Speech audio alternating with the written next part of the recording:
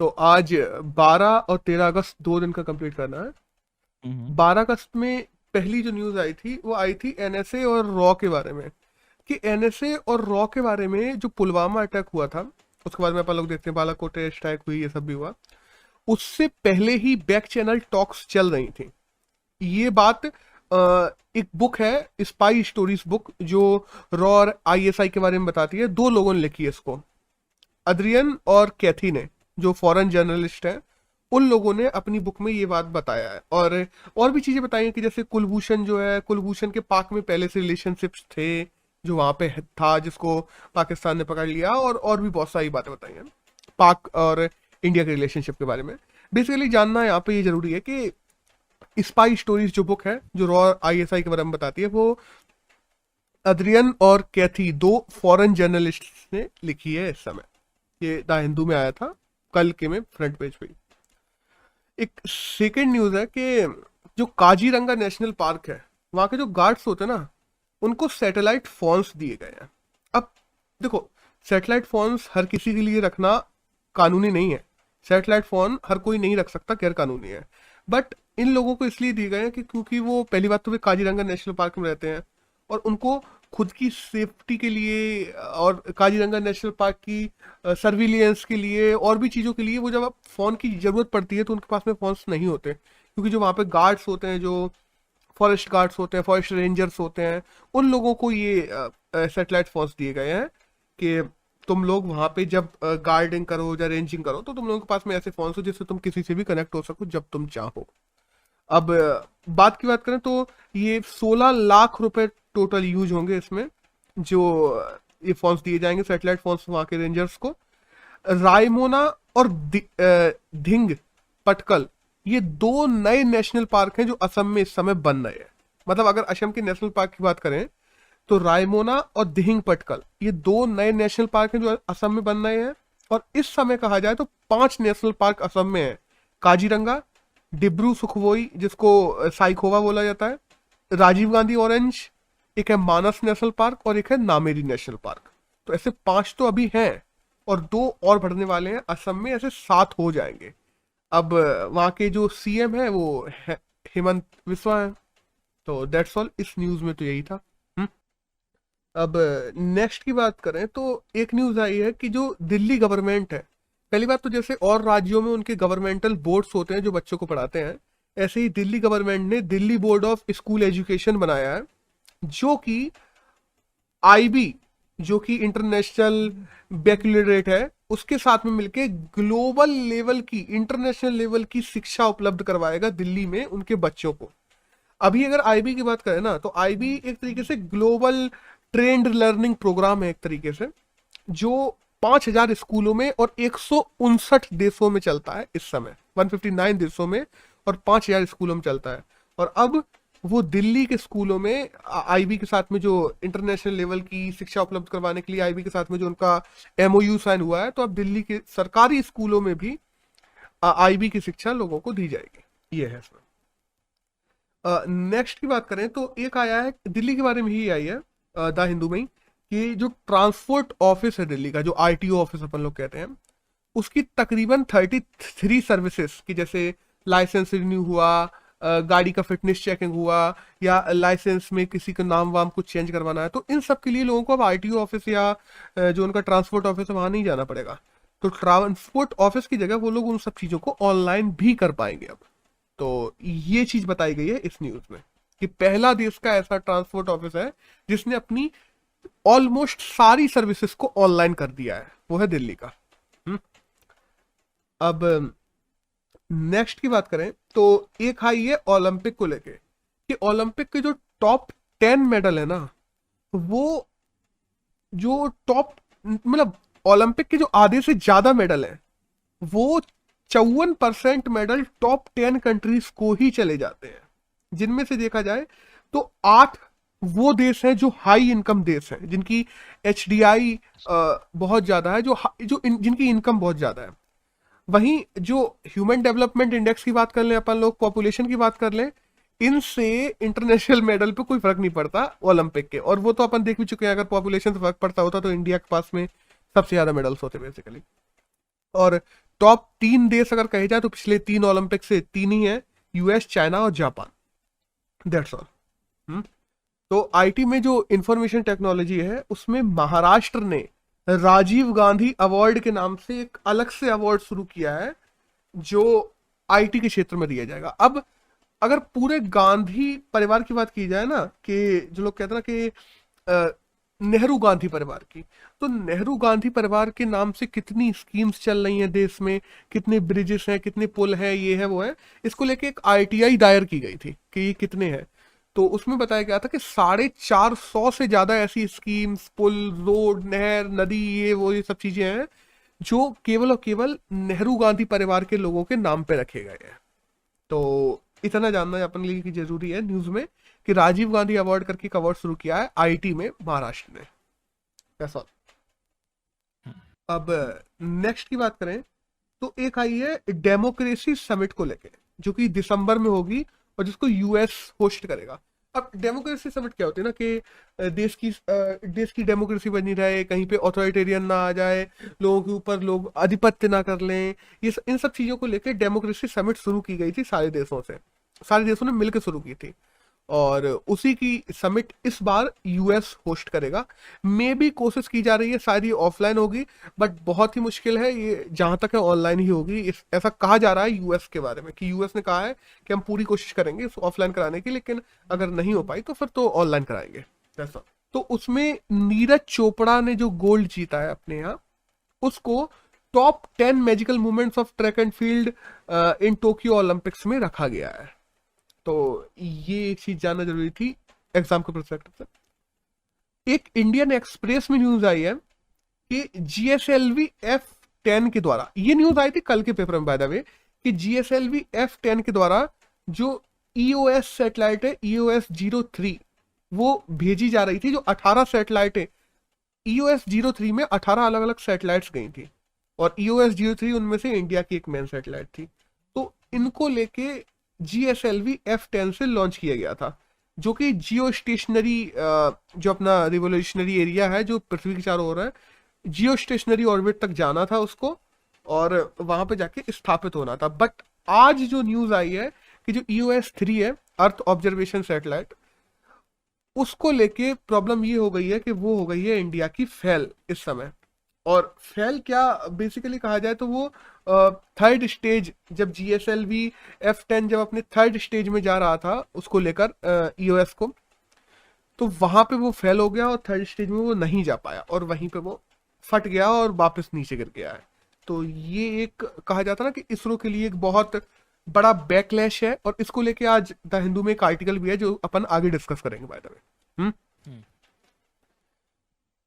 एक next news आई है ई न्यायालय को लेके कि मोबाइल ई न्यायालय, मोबाइल ई न्यायालय क्या है ना कि ऐसी व्हीकल्स बना दिए जाएंगे, गाड़ियां जो न्यायालय की जो प्रक्रिया हुआ करेंगी उनको उत्तराखंड हुए या हिमाचल हुए, इनके ऐसे पहाड़ी इलाके हैं जहाँ पे हिमालय, जहाँ पे लोगों को कोर्ट वोर्ट में पहुंचने के लिए बहुत ज्यादा प्रॉब्लम्स होती है, तो उन तक ऐसे व्हीकल्स पहुंच जाया करेंगे और इलेक्ट्रॉनिक माध्यम से उनके जो केसेस चल रहा हुआ करेंगे, उनकी पैरवी हुई, उनके जो डेट्स आती हैं केसेस की तो वो लोग जा नहीं पाते हैं, तो उनको सुविधा देने के लिए इलेक्ट्रॉनिक माध्यम से एक जज बैठ जाया करेगा सामने और वो उनके केसों का फैसला लिया करेगा ई व्हीकल से। तो ई न्यायालय की बात करें तो इस समय मोबाइल ई न्यायालय उत्तराखंड में शुरू कर दिए गए हैं। वहां पे 2 ऐसी वैन्स बनाई गई हैं जो अलग अलग जगह जाएंगी और लोगों को पहाड़ी इलाकों में न्यायालय की सुविधा उपलब्ध करवाएंगे। एक नेक्स्ट न्यूज आई है, जो नाइकी के शूज हैं, एक है नाइकी ने अभी सुपर शूज करके एक अपने जूते बनाए थे जो ट्रैक एंड फील्ड के लिए बनाए थे, उनको लेके विवाद बना हुआ है क्योंकि ट्रैक एंड फील्ड के जो इवेंट्स होते हैं जिसमें लोग दौड़ते हैं ये सब काम करते हैं, ट्रैक एंड फील्ड के इवेंट्स में ज्यादा, उनमें नाइकी के शूज जिसने यूज किए हैं सुपर शूज को, उनको टेक डोपिंग बताया जा रहा है क्योंकि वो वेपर। अब नेक्स्ट की बात करें तो एक आई है राजीव गांधी अवार्ड को लेके, उसका यूज किया है, उसकी एबिलिटी, उसकी फिजिकल एबिलिटी को 4% तक बढ़ा देते थे जिन लोगों ने उन जूतों का यूज किया है। तो इसको टेक्निकल डोपिंग के रूप में देखा जा रहा है और इसको लेके भी अभी बहुत विवाद बना हुआ है इंटरनेशनल मीडिया में। That's all. तो ये आया था नाइकी के सुपर शूज के बारे में।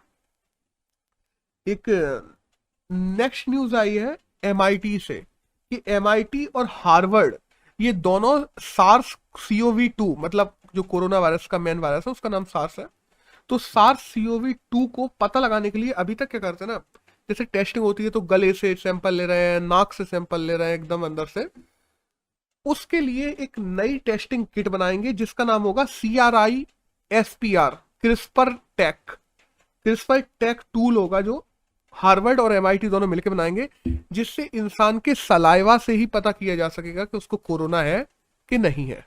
तो ये गले से और नाक से जो सैंपल्स लिए जाते हैं, जो अभी RT-PCR टेस्ट में लिए जाते हैं, वो लेने की जरूरत नहीं पड़ेगी। दैट्स ऑल, इसमें तो इतना ही है। अब नेक्स्ट की अगर बात करें तो एक आई है ट्रेवलिंग को लेके। वो क्या ना, एक बैट है जो ऐसे लंदन में एक बैट था जिसके ऐसे पंख और इन सब पे लिख दिया गया था लंदन बाय द वे, और वो रशिया में पाया गया है। ठीक है, क्योंकि उन लोगों को, साइंटिस्ट वैज्ञानिकों को ये अंदेजा।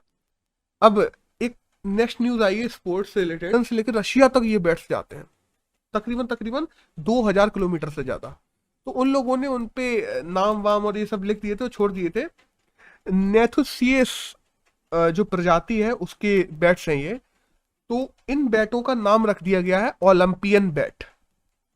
नेथुसियस प्रजाति के हैं, इनका नाम ओलंपियन बैट रखा गया है क्योंकि वो रशिया से लेकर लंदन तक तकरीबन 2000 किलोमीटर दूर तक चले जाते हैं जब वो जाते हैं। और वो अभी लंदन का बैट रशिया में पाया गया, तो ओलंपियन बैट इसका नाम घोषित कर दिया गया रशिया के द्वारा। That's all. अब अगर नेक्स्ट की बात करें ना, तो नवी मुंबई में अभी एक एयरपोर्ट बन रहा है जिस एयरपोर्ट का नाम बाबा साहेब जो बाल ठाकरे ना उनके नाम पे रखने के लिए कह दिया गया है। अब प्रॉब्लम ये ना कि ये जो एयरपोर्ट नवी मुंबई में बन रहा है इसका पहले नाम DB पाटिल होने वाला था। DB पाटिल, दिनकर भानु पाटिल, जो कि रायगढ़ से हैं बाय द वे।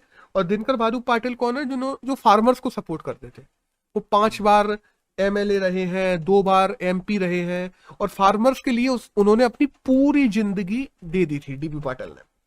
तो DB पाटिल के नाम से नवी मुंबई के एयरपोर्ट का नाम होना था, बट इसका नाम इन लोगों ने बाल ठाकरे के नाम से कर दिया है। तो इसको लेके वहां पे बहुत प्रोटेस्ट चल रहा है कि नहीं, इसका नाम DB पाटिल के नाम से होना चाहिए, बाल ठाकरे का नहीं। अब देखते हैं आगे क्या होता है।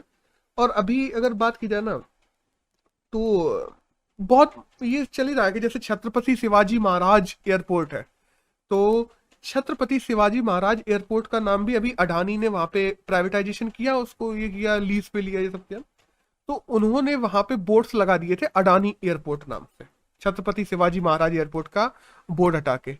तो उस पे भी लोगों में बहुत विवाद हो गया था कि तुम छत्रपति शिवाजी महाराज का कैसे बोर्ड हटा सकते हो, ये वो।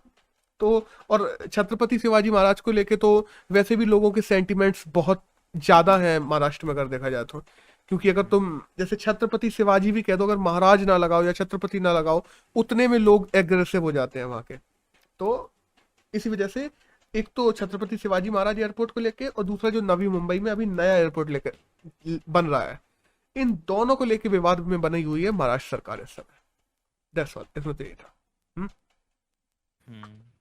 अब एक बिल आया है, इलेक्ट्रिसिटी अमेंडमेंट बिल 2021, इसको अनुमति दे दी है बाय द वे, लेकिन इसको लेके ना बहुत ज्यादा प्रोटेस्ट हो रहा है। इसको भी लेके बहुत ज्यादा प्रोटेस्ट, और विपक्ष ने भी इसकी बहुत निंदा की है। क्योंकि होगा क्या ना, अभी क्या होता है, इलेक्ट्रिसिटी जो डिस्ट्रीब्यूशन करती है वो कंपनी करती है डिस्कॉम कंपनीज, जो कि सरकारी कंपनियां हैं।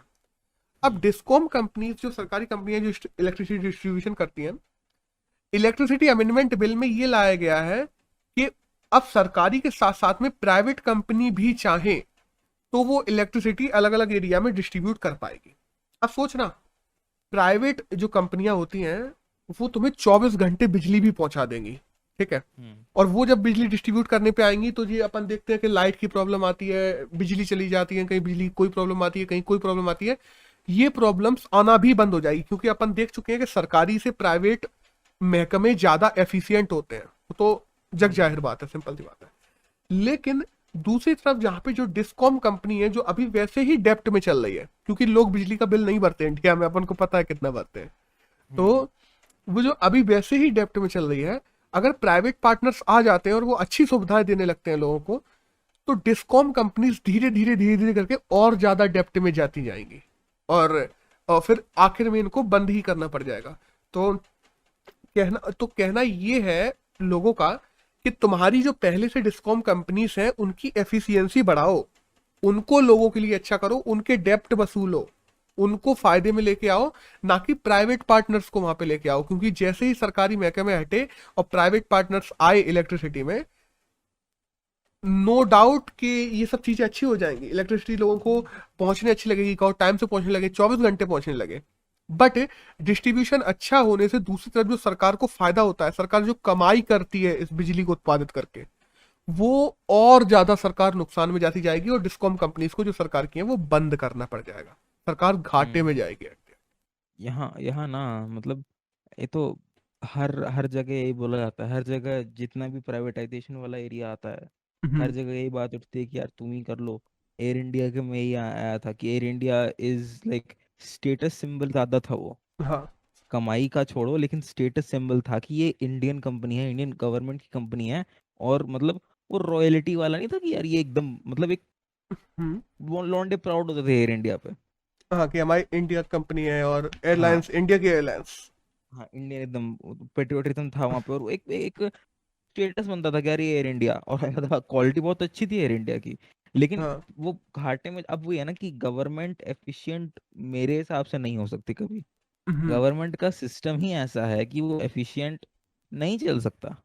हम्म। गवर्नमेंट को ऑटोक्रेटिक बनना पड़ेगा एफिशिएंट एफिशिएंसी बना बढ़ाने के लिए, इतनी इतनी कि प्राइवेट सेक्टर को मैच कर जाए।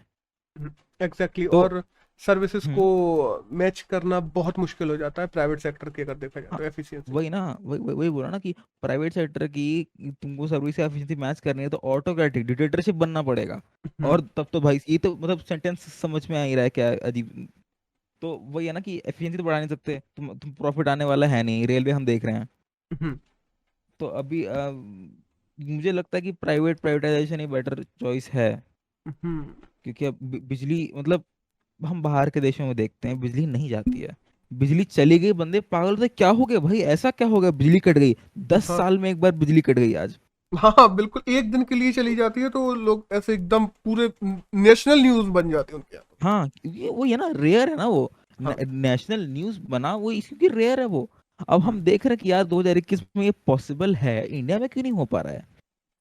मतलब हम्म। इंडिया में हम प्रोड्यूस तो कर ले रहे हैं, कमी भी है बहुत जगह, लेकिन अब देखा जाए तो बहुत मतलब ऐसी ऐसी जगहों को हटा ले, छत्तीसगढ़ मध्य प्रदेश ही देख लो, यहाँ तो हम प्रोड्यूस तो कर रहे हैं बिल्कुल। हमारा जो जितना चाहिए। तब भी क्यों कट रही है, क्योंकि कट रही है क्योंकि अपना डिस्ट्रीब्यूशन प्रॉब्लम। इक्विप हाँ, डिस्ट्रीब्यूशन और इक्विपमेंट फॉल्टी है। हम्म। हमारे यहाँ देख देख, यहाँ भिलाई में जाती है तो जाती है, एक दिन भर जाती है, हम्म। क्योंकि इनकी तारें कट जाती हैं, इनके ट्रांसफार्मर जल जाते हैं। हाँ हाँ। वो नहीं होता ना बाहर। बिल्कुल। 2021 से यहाँ नहीं हो रहा है, बाहर हमें दिख रहा नहीं हो रहा है। तो हम्म। मुझे लगता है यार वहां पहुंचने के लिए प्राइवेटाइजेशन जरूरी है। और वो ये ना कि कंपनीज हैं, मे भी महंगा हो जाएगा, मे भी खो जाएगा। लेकिन मुझे ऐसा लगता है कि कंपनीज क्या चाहती है, कंपनीज लोगों का भला एग्जैक्टली नहीं चाहती। कंपनी चाहती है फायदा। अपने प्रॉफिट और एफिशिएंसी एकदम फुल करना। तो बिल्कुल। वो एक स्वीट स्पॉट ढूंढेंगे कि इनफ प्राइस और उनका इनफ प्रॉफिट। तो अगर हम्म। मतलब कंपनी सोचो, अगर कंपनी इंडियन है तो प्रॉफिट भारी करेगी वो, क्योंकि हम्म। कंपनी जाती प्रॉफिट के लिए है। और उस कंपनी को तुम इतना बड़ा मार्केट दे दोगे, सोचो ये बड़ा हम्म। मार्केट है ना एक, बिल्कुल। वो जाएंगी फुल प्रॉफिट के लिए। और वो और भी वो ऐसा मार्केट जिसमें आज तक कोई घुसा ही नहीं है, हाँ नया। हाँ, अभी है कि एकदम वो है कि मोनोपोली हो जाए तो फिर मुश्किल है। लेकिन अगर हाँ। मान लो मोनोपोली नहीं है, हमने 10 कंपनियां ले आई कि हाँ भाई 10 कंपनी है, आप लोग देख लो कैसे करना है। हम्म। 10 कंपनी करेंगी, अब 10 कंपनियां की सब, तो फिर वो लोग compete करेंगे तुम्हारे प्रॉफिट्स के लिए। अब वहां भी मुझे लगता है कि यार अगर इसे हम आजकल एयरटेल वो नहीं करते, जैसे ओटीटी के सब्सक्रिप्शन लेते हैं, हम्म। वैसे हम लोग जब सब्सक्रिप्शन लेने लग जाएंगे कि यार अडानी नहीं रिलायंस का लेते हैं बिजली आज, अब इस महीने से अडानी बहुत महंगा है। हम्म। तो मुझे लगता है अगर मोनोपोली नहीं है तो ऐसा भी नहीं होता कि भाई महंगा हो जाएगा, एकदम से महंगा नहीं होगा।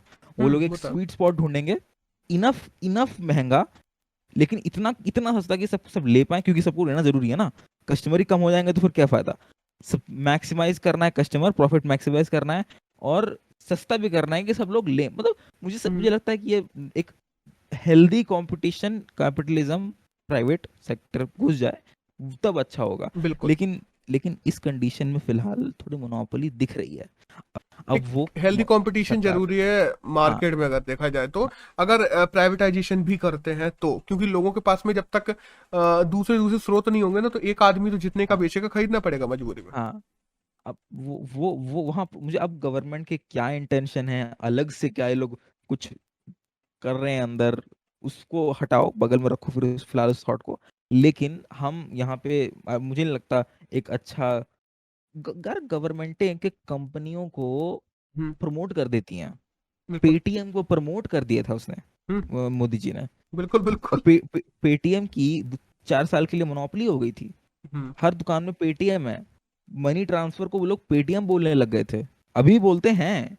हाँ। अभी तो बस पेटीएम को फिर अभी अभी नहीं किया गया है लोग बहुत टाइम से, उसने प्रमोट नहीं किया है, इसलिए अभी पेटीएम थोड़ा कम हुआ है।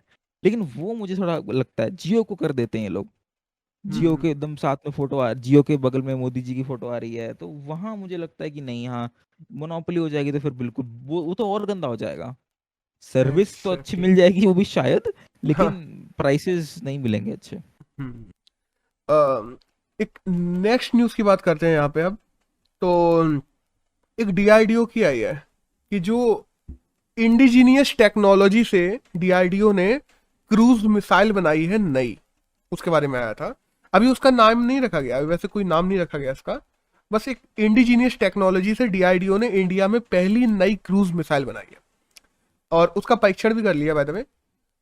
और जब अपन देखते हैं ना मिसाइल्स, तो अपन दो मिसाइल्स के नाम सुनते हैं, एक बैलिस्टिक मिसाइल, एक क्रूज मिसाइल्स, ठीक है। हम्म बैलिस्टिक और क्रूज में बेसिकली अंतर क्या होता है ना, बैलिस्टिक मिसाइल 15,000 किलोमीटर, 20,000 किलोमीटर तक मार करती है, उसका अल्टीट्यूड बहुत, रेंज बहुत ज्यादा होती है। और वहीं क्रूज मिसाइल का देखते हैं तो 6,000 या 4,000 रेंज होता है, अल्टीट्यूड होता है, मतलब इनका रेंज और अल्टीट्यूड बैलिस्टिक से कम होता है। बट बैलिस्टिक मिसाइल को डिटेक्ट करना बहुत आसान होता है, बट इंटरसेक्ट करना हार्ड होता है। वहीं पे क्रूज मिसाइल को डिटेक्ट करना बहुत हार्ड होता है, वो धीरे भले ही जाती हो, बट उनको डिटेक्ट करना हार्ड होता है, बट इंटरसेक्ट करना इजी होता है जब वो डिटेक्ट हो जाए तो। ये अंतर होता है बैलिस्टिक और क्रूज मिसाइल में। हम्म। हम्म और इसमें तो यही जानना जरूरी था कि हाँ डीआरडीओ ने मिसाइल बनाई था। हम्म अब एक नेक्स्ट की बात करें ना, तो 11 अगस्त को 1908 को खुदीराम बोस जो थे वो शहीद हुए थे। तो उनकी शहीद एनिवर्सरी थी, उसको मनाया अपनी केंद्र सरकार ने इस बार। तो यहाँ पे खुदीराम बोस के बारे में जानना थोड़ा जरूरी हो जाता है कि खुदीराम बोस कौन थे ना, कि 18 साल में वो शहीद हो गए थे देश के लिए, ठीक है। और हम्म वो वीरेंद्र कुमार बोस हुए, या अपने जो सिस्टर निवेदिता हुई, अरविंदो हुए, इन लोगों से बहुत इंस्पायर थे। और उन्होंने क्या किया था ना, लोगों को जागरूकता फैलाई थी, लोगों में पेपर्स और जागरूकता ये सब बांटे थे, पत्र बांटते थे। पत्र उस टाइम पे पेपर पत्र के रूप में आते थे, एक पेज का पेपर होता था। तो वो हम्म लोगों में एक पेज का पत्र बांटते थे, जिससे लोगों में जागरूकता आए, राष्ट्रवाद की भावना पनपे, लोगों को देश में आजादी दिलवाने के लिए लोग लड़े। उन्होंने पुलिस स्टेशन में बम रख दिया था एक बार, एक रेल में एक में बम रख दिया था किसी और को मारने के लिए, तो वो दूसरी बोगी में रख गया था, जिस चक्कर में वहां पे 2 महिलाएं मर गई थी। तो उसको लेके उन पे केस चल रहा था। तो एक दिन वो ऐसे ही पत्र बांट रहे थे, तो उनको पकड़ लिया गया था, और 18 साल की उम्र में ही उनको फांसी चढ़ा दी गई थी। तो ये है खुदीराम बोस के बारे में जानने के लिए जो जरूरी है। हम्म। अब अगले आर्टिकल आया था कल के पेपर में, जो कि आया है कि एकेडमिक लॉस को लेके। तो एकेडमिक लॉस को लेके ना लगातार लगातार न्यूज में कुछ ना कुछ बना ही हुआ है कि 16 महीने से स्कूल बंद हैं। स्कूल बंद है, उस चक्कर में जो फाउंडेशन ईयर्स होते हैं बच्चों के, उनमें बच्चों का जो पर्सनल डेवलपमेंट होता है, ओवरऑल पर्सनैलिटी बनती है, जो लोगों से फॉर्मली मिलना भी है ना, वो भी बंद हो चुका है कोरोना की वजह से। इवन तो बच्चों का तो और भी ज्यादा, कि बच्चों को हम्म डर की वजह से माता पिता बाहर ही नहीं निकालते। तो लर्निंग लॉस अब देश के लिए ना, कोरोना से बच्चों को बचाना वो एक मुद्दा तो है, बट उससे बड़ा मुद्दा अब देश के लिए लर्निंग लॉस बनता जा रहा है धीरे धीरे। क्योंकि अब जो पॉलिटिशियंस भी है ना, जो पेरेंट्स भी हैं, वो भी सब चाहते हैं कि बच्चे स्कूल जाएं और बच्चे पढ़ें, बट सब लोग हम्म कंसर्न भी हैं दूसरी तरफ कोरोना को देखते हुए। और अभी कुछ दिनों पहले अपन ने एक स्टडी पढ़ी थी जिसमें बताया गया था कि 50% से ज्यादा बच्चों में एंटीबॉडीज है, मतलब उनको कोरोना होकर निकला है। तो इस पूरे आर्टिकल में भी यही लिखा हुआ था कि ओवरऑल पर्सनैलिटी जो यंगर जनरेशन की है उसको बहुत बड़ा नुकसान पहुंच रहा है। एक मेजर सेटबैक हुआ है इन 16 महीनों में बच्चों के लिए ओवरऑल पर्सनैलिटी में। तो हम्म बच्चों के जोखिम को कम करते हुए ऐसे तरीकों को खोजा जाए और जिनसे स्कूलों को खोला जा सके, तो स्कूल ओपन में चलाए जाए। ओपन स्कूल मतलब ओपन क्लियर, मतलब जरूरी नहीं है कि कमरों में, अगर चलाए जा सके तो खुले मैदानों में स्कूल चलाए जाए, बट स्कूलों को चालू किया जाए। बच्चों को पढ़ाना और ये सब करना जरूरी है। वहीं अपन देखते हैं ना कि जो ACE2 रिसेप्टर्स होते हैं, हम बताएं अपना जब डेवलपमेंट होता है, बच्चे बड़े होते हैं तो 12 साल तक फेफड़ों में ACE2 रिसेप्टर्स बने नहीं होते हैं सही तरीके से। और ज्यादातर कोरोना का जो वायरस है वो ACE2 रिसेप्टर्स पे बहुत ज्यादा नुकसान करता है, उसी वजह से लोग सीरियसली पहुंच जाते हैं ICUs वगैरह में और हॉस्पिटल्स में। तो ACE2 रिसेप्टर्स जब बच्चों में अच्छे से बने ही नहीं होते हैं तो वो बच्चों को बहुत ज्यादा नुकसान पहुंचाते भी नहीं है। इसी वजह से ना जब बच्चों को कोरोना होता है तो बच्चों को इन कंपेयर बड़ों के उतना सीवियर केसेस बच्चों के दिखाई नहीं दे रहे हैं अभी तक। तो इस वजह से कहा जा रहा है, ये यूएस, बाय द वे ये यूएस की एक स्टडी थी जिसमें ये पता पड़ा है कि ACE2 रिसेप्टर्स से बच्चों को कोरोना से एक हाई ग्राउंड मिला हुआ है इन कंपेयर टू एडल्ट्स जो 12 साल से छोटे बच्चे हैं। तो अभी यही कहा जा रहा है कि इन सब चीजों को ध्यान में रखते हुए स्कूल खोले जा सकते हैं और स्कूल को खोला जाना चाहिए, केवल अपनी ही नहीं पूरे देश को आगे बढ़ाने के लिए अगर देखा जाए तो। हम्म दरअसल अब एक नेक्स्ट आर्टिकल की बात की जाए तो जो कास्ट बेस्ड जनगणना है उसके ऊपर आया। अभी अपन ने देखा ना कि OBC बिल पास हुआ है कि अब राज्य सरकारें तय करेंगी कि OBC की लिस्ट में किस जाति को रखना है किसको नहीं रखना है। उसके लिए सबसे बड़ी प्रॉब्लम क्या ना, अपने देश में जब जनगणना होती है उसमें एक SC का कॉलम होता है, एक ST का कॉलम होता है, एक महिलाओं का कॉलम होता है, बच्चों का कॉलम होता है, 6 साल से छोटे बच्चों का कॉलम होता है, पुरुषों का कॉलम होता है, बट कहीं भी OBC का कॉलम नहीं होता। 1931 में लास्ट बार ऐसा हुआ था जब OBC की अलग से जनगणना की गई थी। बट जातीय असमानताएं और ज्यादा ना बढ़ जाए, जो कम्युनल डाइवर्सिटी है वो अपने देश में, मतलब डिवीजन ना बढ़ जाए, कम्युनल डिवीजन ना बढ़ जाए लोगों के लिए, तो उन सब चीजों को देखते हुए जो कास्ट बेस्ड जनगणना है उसको करना बंद कर दिया गया था। बट अभी इस आर्टिकल में ये कहा जा रहा है कि गवर्नमेंट जो डिवाइड है उसको पूरा करने की कोशिश, जरूरी नहीं है कि जनगणना से वो डिवाइड होगा, वो डिवाइड बहुत सारी तरीकों से होता है। एक जनगणना करने से, बता देने से कि OBC इतने हैं, उससे डिवाइड नहीं होगा। इवन दो राज्य सरकारों को मदद मिलेगी ये जानने में कि कौन जाति कितनी % है उनके राज्य में, कि किसको OBC में रखना है किसको नहीं रखना है। इवन दो केंद्र सरकार और सबको पता पड़े। देखो अगर तुम्हारे पास में रघु डाटा नहीं होगा, एक एग्जांपल बता रहा है, मान लो कोई एक X जाति है और तुम्हारे राज्य में कोई डाटा नहीं है, केंद्र सरकार के पास में कोई डाटा नहीं है, तो राज्य सरकार उसको OBC लिस्ट में डाल सकती है अपनी पॉलिटिकल फायदे के लिए भी, क्योंकि किसी को पता ही नहीं है कि ये 2% है कि 20% है, कोई डाटा ही नहीं है। लेकिन वहीं पे अगर डाटा होगा तुम्हारे पास में कि हाँ ये पॉपुलेशन का 40% यही लोग हैं, तो फिर वो लोग OBC हो ही नहीं सकते। मतलब इवन दो पॉपुलेशन वाइज तो OBC नहीं हो सकते कम से कम। तो ये डाटा अपन लोगों को इस बार की जनगणना में जोड़ना चाहिए, ये इसमें कहा गया है।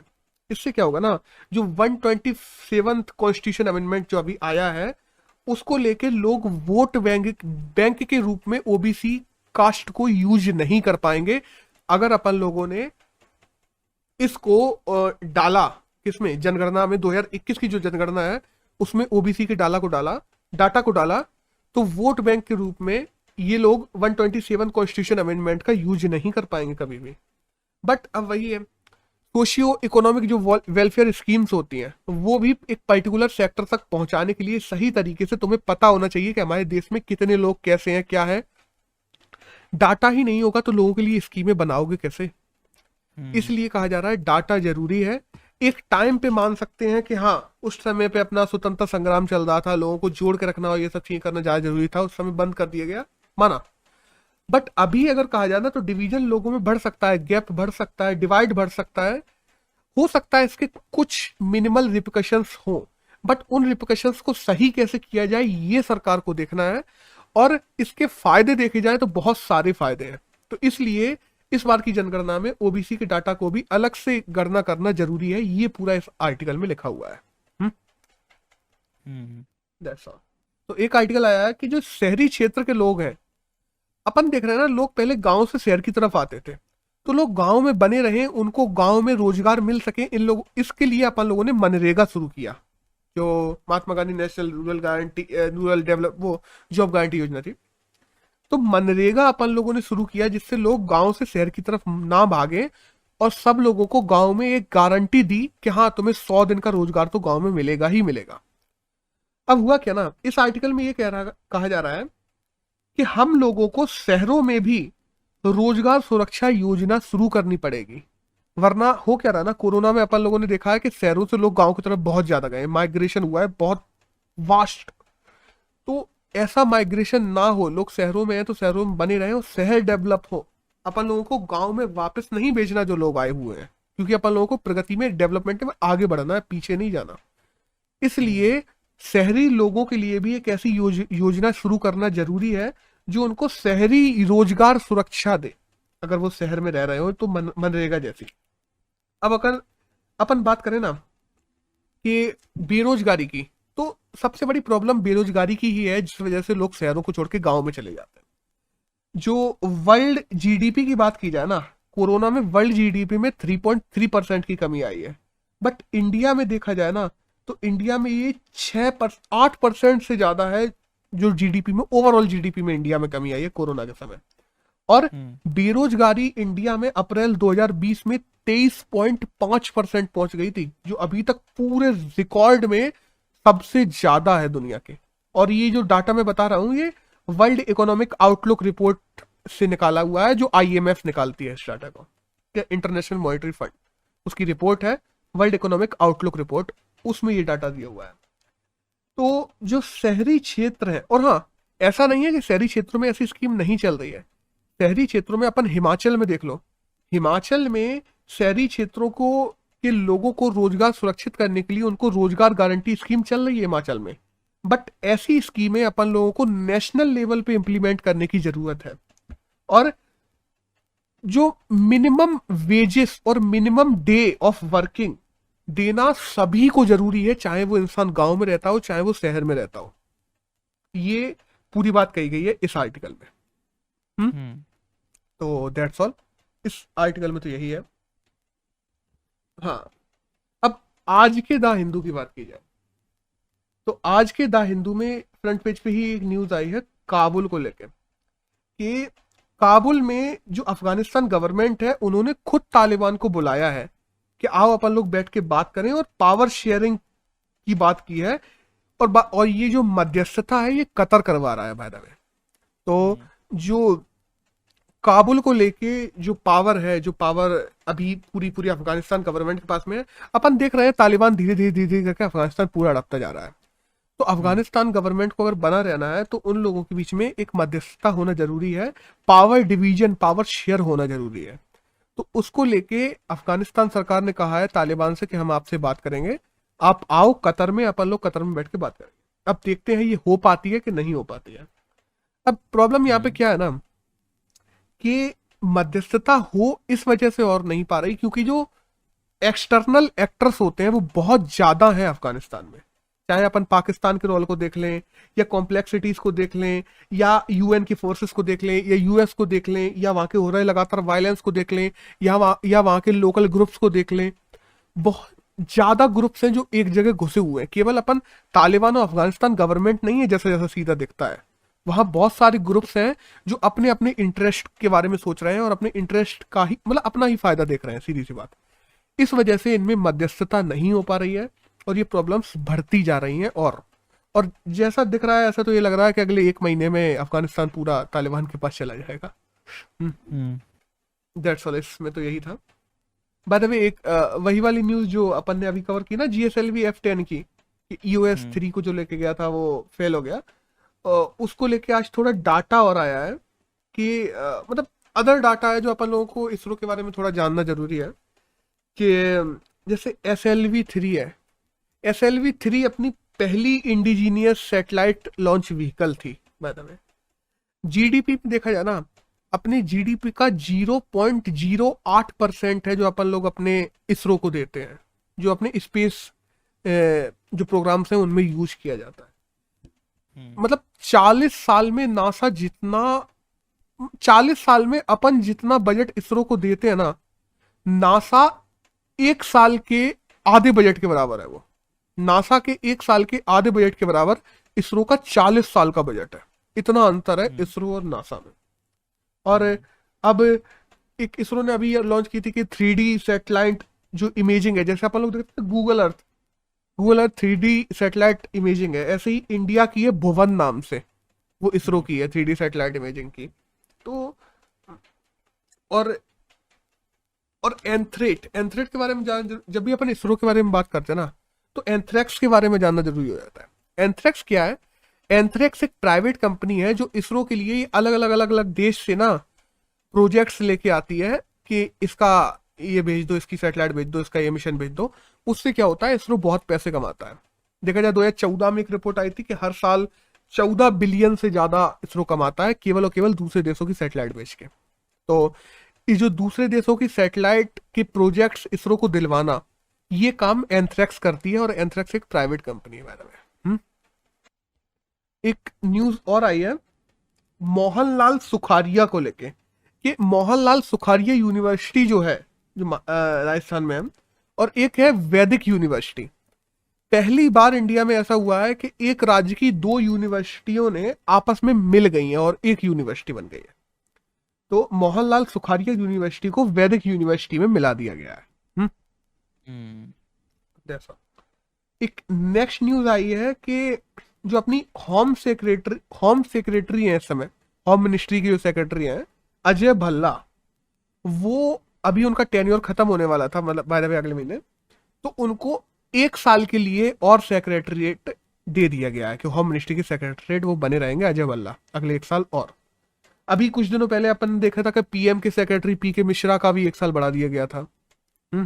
और प्रेसिडेंट की जो सेक्रेटरी है कपिल देव, उनका भी बढ़ाया गया है। तो अभी ज्यादातर नए सेक्रेटरियों को नियुक्त नहीं किया गया, सभी के बढ़ा दिए गए हैं 1-1 साल। दैट्स ऑल, इसमें तो यही है। हाँ, और एक छोटी सी न्यूज और आई है कि सिक्किम के जो गवर्नर हैं गंगा प्रसाद, उनको मणिपुर का भी गवर्नर बना दिया गया है, क्योंकि जो मणिपुर की इस समय गवर्नर है वो हेल्थ प्रॉब्लम्स की वजह से वैसे ही बहुत बीमार चल रही हैं, और अगले महीने वो अपनी पद छोड़ने भी वाली हैं। उन्होंने राष्ट्रपति से कह दिया है। तो जो गंगा प्रसाद है, जो सिक्किम के गवर्नर है, उनको ही मणिपुर का भी गवर्नर बना दिया गया है। हाँ, अब एक नेक्स्ट न्यूज आई है द हिंदू में निमहंस को लेके। निमहंस क्या है ना, national institute for mental health and neuro science, इसको शॉर्ट फॉर्म में कहा जाता है निमहंस। निमहंस क्या है? एक हेल्पलाइन है, जिस हेल्पलाइन में देखो, बताएं, कोरोना में लोग घरों में बंद रहे, बहुत ज्यादा घरों में बंद रहे, लोग बाहर नहीं जा पाए, उनको साइकोलॉजिकल मेंटल प्रॉब्लम्स होने लगी। तो मेंटल प्रॉब्लम या साइकोलॉजिकल प्रॉब्लम अगर तुम्हें कुछ लग रही है, तो निमहंस हेल्पलाइन केंद्र सरकार के द्वारा लॉन्च की गई थी। उस पर आप कॉल करके अपनी साइकोलॉजिकल और मेंटल हेल्थ प्रॉब्लम्स को बता सकते हो, और तुम्हें उचित जो कहा जाता है ना, हेल्प दी जाएगी सरकार के द्वारा। अब निमहंस हेल्पलाइन का अभी डाटा आया है, उसमें यह बताया गया है कि 13,000 से ज्यादा कॉल्स निमहंस को हेल्थ वर्कर्स ने ही लगाई हैं। मतलब जो लोग कोरोना में दूसरों की जान बचाने का काम कर रहे थे, वो लोग खुद मेंटल हेल्थ प्रॉब्लम से जूझ रहे थे, और 13,000 से ज्यादा कॉल्स आई हैं निमहंस के पास में हेल्थ वर्कर्स को लेके, कि हेल्थ वर्कर खुद से मेंटल प्रॉब्लम से जूझ रहे हैं। अब निमहंस की बात की जाए तो इसको पूरा चलाती कौन है? इसको चलाती है मिनिस्ट्री ऑफ हेल्थ, जिसके इस समय जो मिनिस्ट्री ऑफ हेल्थ के मिनिस्टर ऑफ स्टेट है वो है भारती प्रवीण कुमार, जिन्होंने अभी लोकसभा में ये पूरा डाटा दिया है निमहंस को लेके। अब एक नेक्स्ट न्यूज की बात करते हैं हम। तो अपना क्या होता है ना, एक होता है एलिफेंट सर्वे और एक होता है टाइगर सर्वे। एलिफेंट सर्वे हर 5 साल में होता है, टाइगर सर्वे हर 4 साल में होता है, जिसमें अपन गणना करते हैं कि एलिफेंट कितने हैं, टाइगर्स कितने हैं। क्योंकि एलिफेंट और टाइगर के साथ प्रॉब्लम क्या है ना, IUCN जो है ना उसकी रेड लिस्ट में एंडेंजर्ड बताया गया है इन दोनों को। और ऊपर से अपना जो वाइल्ड लाइफ प्रोटेक्शन एक्ट है 1972 वाला, उसमें भी शेड्यूल 1 में अपन लोगों ने इनको डाल के रखा है, क्योंकि ये एंडेंजर्ड स्पीसीज है। तो एलिफेंट जिसका हर 5 साल में अपन सर्वे करते थे, और टाइगर जिनका सर्वे हर 4 साल में होता है, इस न्यूज में ये कहा गया है कि अगली बार से हर बार जब भी सर्वे हुआ करेगा तो एलिफेंट और टाइगर का सर्वे एक साथ हुआ करेगा। इससे क्या होगा ना, पहले तो 90% कोस्ट बचेगी अपनी एफिशिएंस, और एफिशिएंसी ज्यादा अच्छी हो जाएगी, क्योंकि एक सर्वे करना हुआ करेगा, उसको अपन लोग ज्यादा एफिशिएंट वे में कर सकेंगे, अपेक्षा कि हर 4-5 साल में अपन 2-2 3-3 सर्वे अलग अलग से कर रहे हैं। अब एलिफेंट की बात की जाए ना, और इंडिया में इतना करना जरूरी क्यों है, क्योंकि दुनिया के 70% टाइगर और 60% एलिफेंट केवल इंडिया में पाए जाते हैं।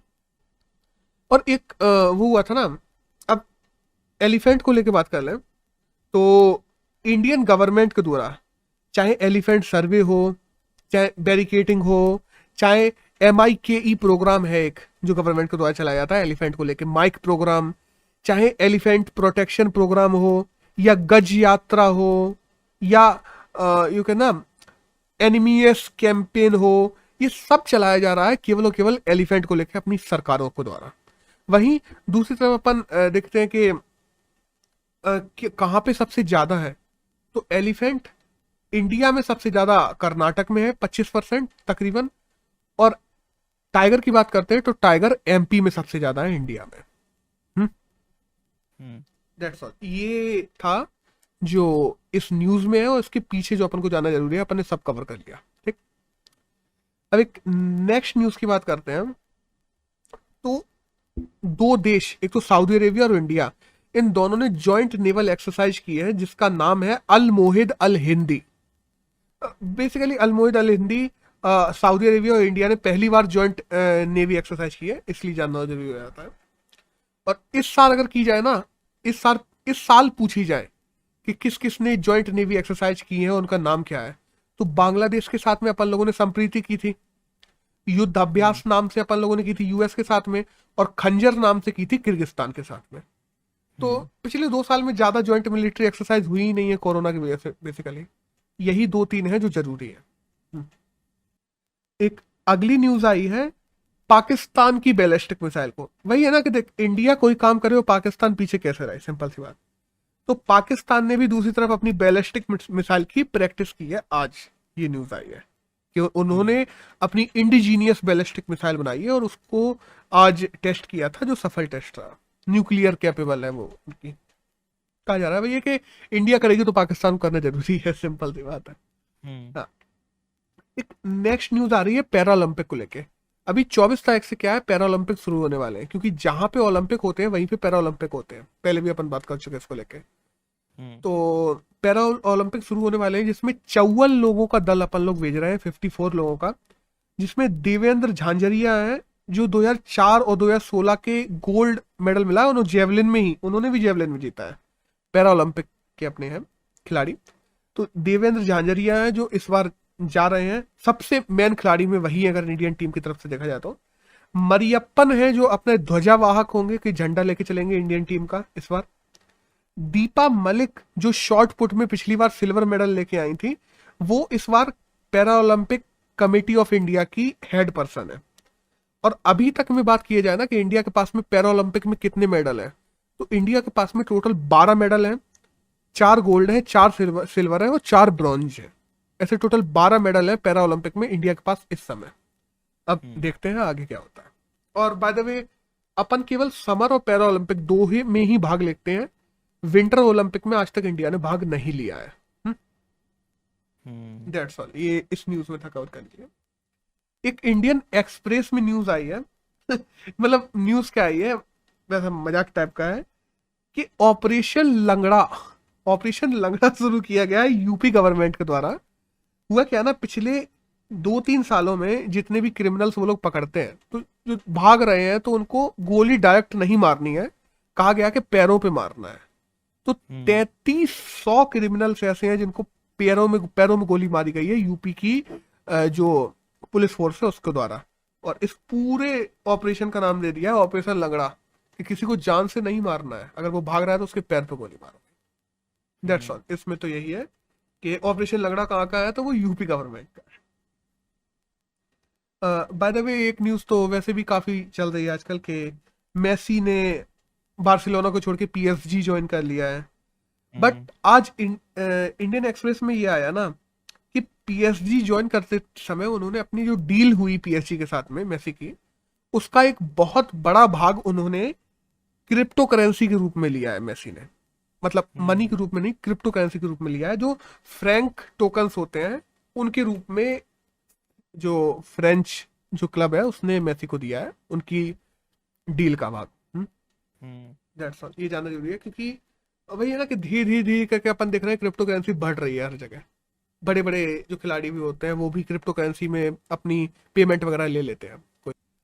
अब नेक्स्ट एक न्यूज आई है एडिडास को लेके कि एडिडास जो कंपनी है उसने क्या किया था कि कुछ सालों पहले रीबॉक को खरीद लिया था। तो एडिडास ने, देखो नाइकी सबसे बड़ी कंपनी है अगर देखा जाए तो जूतों में, सेकंड पे एडिडास आती है। एडिडास ने कुछ दिनों पहले रीबॉक को खरीद लिया था, बट अभी एडिडास ने ऑथेंटिक ब्रांड्स करके एक कंपनी है उसको रीबॉक को बेच दिया है, ऑथेंटिक ब्रांड्स को $2.5 बिलियन में। ये न्यूज में है। अब एडिडास की थोड़ी बात कर लें तो एडिडास की बात करें तो डेल्स ब्रदर्स थे, डार्लिस ब्रदर्स से उन लोगों ने अडिडास कंपनी को शुरू किया गया था। तो शुरू उन लोगों ने किया था, बाद में क्या हुआ दोनों भाइयों में लड़ाई हो गई, तो जो रेडम करके थे उनके दूसरे भाई उन्होंने अलग जाके पूमा कंपनी खोल ली थी। तो पूमा और एडिडास दोनों भाइयों की ही कंपनी है। एडिडास पहले दो भाइयों ने शुरू की थी, लेकिन उनके एक भाई ने अलग होकर पूमा खोल ली थी। और आज देखा जाए तो एडिडास और पूमा दोनों ही सफल कंपनियां हैं। और एडिडास की बात की जाए तो एडिडास 1924 में शुरू की गई थी और 1949 में दोनों भाई अलग हो गए थे, तो फिर एडिडास पूरी तरीके से डैशलेस की हो गई थी। सिंपल सी बात है। ये है इसका। इस न्यूज में तो इतना ही है। अब एक नेक्स्ट न्यूज की बात करें तो वो आई है सुप्रीम कोर्ट को लेकर कि जो सीसीआई है अपने यहाँ का कि कंपटीशन कमीशन ऑफ इंडिया, वो एंटी ट्रस्ट को लेके जो होता क्या ना, अमेजोन और फ्लिपकार्ट वाले दूसरी कंपनियों को बुलाते हैं, बैक एंड से दूसरी कंपनियां अमेजोन और फ्लिपकार्ट वालों को रुपए देती हैं और अमेजोन और फ्लिपकार्ट वाले अपने फ्रंट पे उन कंपनियों के मोबाइल, उन कंपनियों के प्रोडक्ट्स दिखाते हैं, उनको ज्यादा बेचते हैं। उन चक्कर में क्या होता है ना कि कंपटीशन से बाकी की कंपनियां बाहर हो जाती हैं, क्योंकि आजकल ऑनलाइन मार्केटिंग का जमाना बहुत ज्यादा बढ़ते जा रहा है, अपन देख रहे हैं। तो उस चक्कर में ना इसको कहा जाता है एंटी ट्रस्ट, कि कोई कंपनी ज्यादा पैसे देके फ्रंट पे केवल उसी मोबाइल को दिखा रहा है, समझ रहे हो, दिखा भी रहे हैं, दूसरे मोबाइलों से कंपैरिजन करके भी उसको ही दिखा रहे हैं। मतलब अमेजोन या फ्लिपकार्ट खुद से उस मोबाइल को प्रमोट करने लगे बहुत ज्यादा, और दूसरे मोबाइलों को छोटा दिखाने लगे उसके सामने। ये नहीं कर सकती कोई भी कंपनी। तो इसको लेके जो सीसीआई है, कंपटीशन कमीशन ऑफ इंडिया, उसको सुप्रीम कोर्ट ने छूट दे दी है कि हाँ, अमेजोन और फ्लिपकार्ट ने ये कहा था कि सीसीआई हम लोगों को गलत इल्जाम लगा रही है, हम ऐसा नहीं करते, ये वो फलान ढिकाने। तो सुप्रीम कोर्ट ने कह दिया कि नहीं, ऐसा नहीं है, सीसीआई सही कर रही है और वो जो भी मेजर्स लेती है वो सही है। तो अमेजोन और फ्लिपकार्ट जो सुप्रीम कोर्ट गए थे सीसीआई को लेके, वो लोग केस हार गए हैं। सिंपल सी बात। That's all. इसमें तो यही था।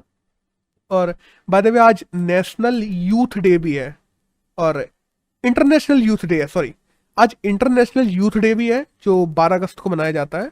और नेशनल यूथ डे की बात करें तो वो 12 जनवरी को मनाया जाता है। और एक अब यहां से है आर्टिकल्स।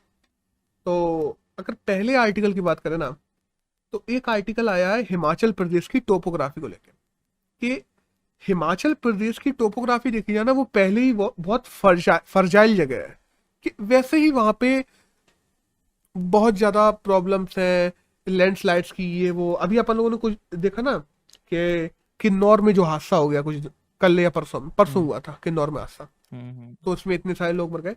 वहां की टोपोग्राफी वैसे ही फर्जाइल है और ऊपर से अपन वहां पे जाके नई रोड बनाए, नए हॉस्टल्स बनाए, नए कंस्ट्रक्शन करें, नए हाइड्रो पावर प्लांट्स बनाए। और ये किसके नाम पे किए जा रहे हैं कि हिमाचल में बहुत ज्यादा ह्यूज पोटेंशियल है और उस पोटेंशियल को हम लोग प्रोडक्ट के रूप में निकाल रहे हैं। बट उस पोटेंशियल के साथ में दूसरी तरफ वो इतना फर्जाइल है, इतना ज्यादा सेंसिटिव एरिया है, वो भी देखना जरूरी है। तुम हिमाचल या पहाड़ों को बर्बाद नहीं कर सकते केवल उसके पोटेंशियल को ऑप्टिमाइज करने के लिए।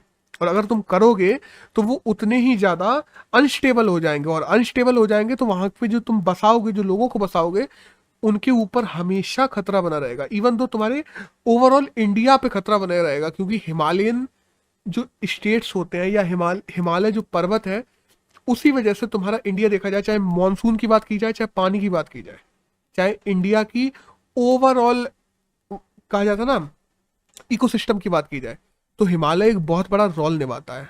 और उस पे अगर तुम ऐसे काम करते चले जाओगे, बिना सोचे डेवलपमेंट करोगे, बिना लोगों को बताए कि इसके रिpercussions कितने बुरे हो सकते हैं, तो जैसे अगर हिमालय अनस्टेबल हो गया और बहुत ज्यादा अनस्टेबल हो गया, तो वहां के लोगों के लिए और ज्यादा खतरा बढ़ता चला जाएगा आने वाले समय में।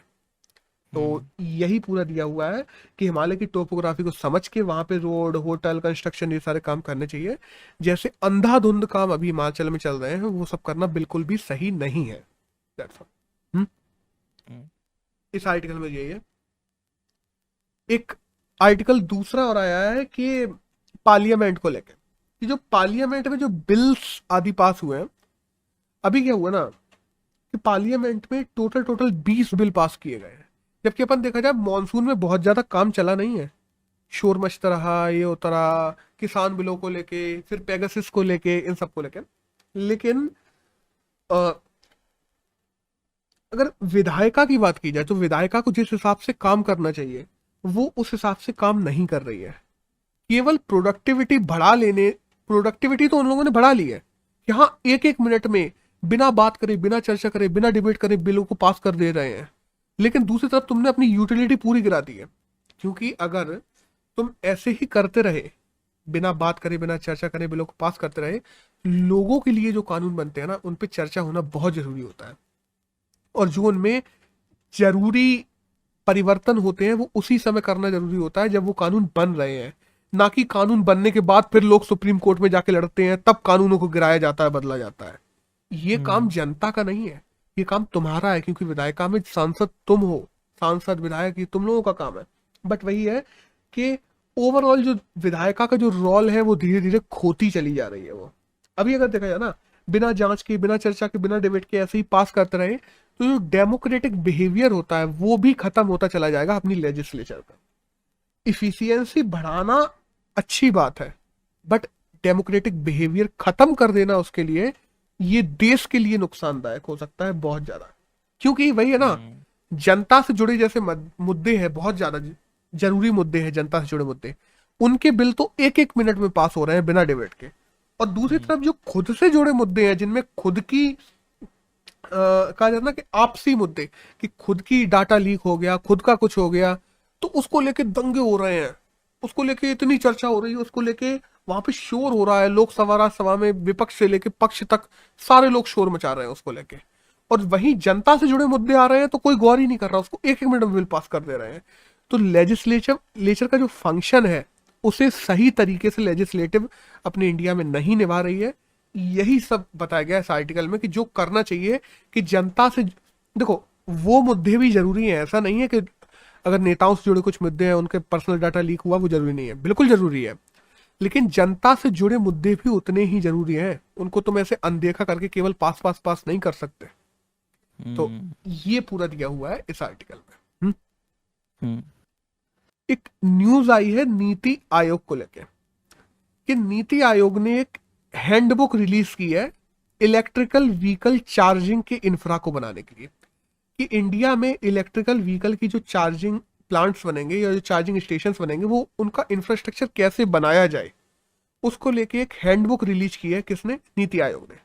अब इस हैंडबुक का नाम कहा जाए तो handbook for electric vehicle charging infra, ये नाम है इस हैंडबुक का।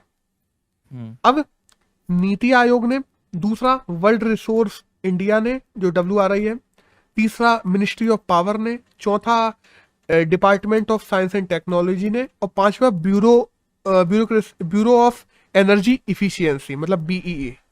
इन 5 लोगों ने मिलके इस हैंडबुक को रिलीज किया है और बनाया है। अब अपन इलेक्ट्रिसिटी की बात की जाए ना, तो इसमें इस हैंडबुक में ये बताया गया है कि 3x3 किलोमीटर में कम से कम एक स्टेशन जरूर बनाया जाएगा। हर 25 किलोमीटर में एक चार्जिंग स्टेशन बनाना जरूरी होगा रोड के दोनों साइड, और हर 100 किलोमीटर पे एक फास्ट चार्जिंग स्टेशन बनाना जरूरी होगा रोड के दोनों साइड। ये इस बुक में बताया गया है। अब इन सबको इंप्लीमेंट कौन करवाएगा? जो ब्यूरो ऑफ एनर्जी एफिशिएंसी है ना, वही बीईई, वही इसको इंप्लीमेंट करवाएगी। इंप्लीमेंटेशन अथॉरिटी बीईई है अगर इंडिया के हिसाब से देखा जाए, इस पूरे इंफ्रा को इंप्लीमेंट करवाने के लिए इंडिया में। और जो मिनिस्ट्री ऑफ पावर है और जो डिस्कॉम कंपनीज है, क्योंकि डिस्कॉम कंपनीज ही तो उसको एनर्जी देंगी, तभी तो वो इंफ्रा बना पाएगी। तो मिनिस्ट्री ऑफ पावर्स की बात कर ले या डिस्कॉम कंपनीज की बात कर ले, ये दोनों मिलके बीईई के साथ में इंप्लीमेंटेशन अथॉरिटी के रूप में काम करेंगी और इलेक्ट्रिक व्हीकल्स की चार्जिंग के लिए इंफ्रा को बनवाएंगी। ये पूरा इसमें लिखा हुआ है। अब अगर अपनी केंद्र सरकार की बात की जाए कि और कौन कौन सी स्कीम्स हैं जो इलेक्ट्रिक व्हीकल्स को लेकर चल रही हैं, तो फेम 1 हुई, फेम 2 हुई, national electrical mobility mission plan हुआ, या इलेक्ट्रिक व्हीकल चार्जिंग गाइडलाइंस हुई, या बीईई हुई, या नीति आयोग ने कुछ प्लान बनाए हैं वो हुए, या उदय स्कीम जो डिस्कॉम के लिए बनाई गई है वो हुई। इन सब में इलेक्ट्रिकल व्हीकल्स के लिए अपनी केंद्र सरकार है जो काम कर रही है। तो ये सब भी अपने जानने के लिए जरूरी हो जाते हैं। That's all. इस न्यूज में तो इतना ही है। एक लास्ट न्यूज और आई है जिसमें ये बताया गया है कि इंडिया ने जो रिन्यूएबल एनर्जी है उसमें 146 गीगावाट का टारगेट अचीव कर लिया है, कि इंडिया हर साल 146 गीगावाट बनाती है रिन्यूएबल एनर्जी से, जिसमें से 46 गीगावाट तो हाइड्रो पावर प्लांट से बनते हैं और बाकी की जो अन्य 100 हैं वो सोलर प्लांट या बायोमिथेनाइजर या विंड पावर, इन सब चीजों से बनते हैं। अपने अगर टारगेट की बात की जाए ना, तो 2015 में केंद्र सरकार ने टारगेट रखा था कि हम लोग 2022 तक 175 गीगावाट एनर्जी बनाएंगे 2022 तक रिन्यूएबल एनर्जी से, जिसमें से अभी 2021 चल रही है 146 गीगावाट को अपन लोगों ने अचीव कर लिया है। और इसको लेके पेरिस जब क्लाइमेट चेंज डिक्लेरेशन हुआ था ना, पेरिस क्लाइमेट डिक्लेरेशन, तो उसमें जब अपने मोदी जी गए थे, उन्होंने कह दिया था कि 2030 तक इंडिया में जितनी भी एनर्जी यूज की जाएगी उसमें से 40% एनर्जी वो होगी जो रिन्यूएबल एनर्जी से स्रोतों से बन के आ रही होगी। तो एक तो इंडिया का टारगेट ये है। अब इंडिया में सरकार के स्टेप्स देखे जाएं तो क्या क्या है रिन्यूएबल एनर्जी को लेके, तो पीएलआई हुआ कि जैसे प्रोडक्शन लिंक्ड इंसेंटिव स्कीम्स हुई, या पीएम किसान ऊर्जा स्कीम है ना, कि पीएम कुसुम स्कीम है, कि कुसुम का फुल फॉर्म है किसान ऊर्जा सुरक्षा एवं उत्थान महाअभियान, तो पीएम कुसुम स्कीम हुई, या अक्षय ऊर्जा पोर्टल हुआ, आईरिक्स पोर्टल हुआ, IRIX Indian renewable idea exchange, IRIX portal हुआ, या नेशनल सोलर मिशन हुआ, इंटरनेशनल सोलर अलायंस हुआ, national offshore wind energy policies हुई अपनी, या फिर स्मॉल हाइड्रो पावर प्रोग्राम्स हुए, या solar power and ultra mega या फिर solar power and ultra mega solar park schemes हुई। ये इस समय ये वो स्कीम्स हैं जो केंद्र सरकार के द्वारा चलाई जा रही हैं, किसमें, रिन्यूएबल एनर्जी को लेके, और इसी वजह से अपन लोग अपने 2022 के टारगेट के पास में इतने पास में आ गए हैं, और धीरे धीरे धीरे धीरे करके जहां तक कोशिश की जा रही है अचीव अपन कर लेंगे इसको। तो दैट्स ऑल। अपने पिछले 2 दिन की न्यूज में तो इतना ही था जो जानने के लिए जरूरी था।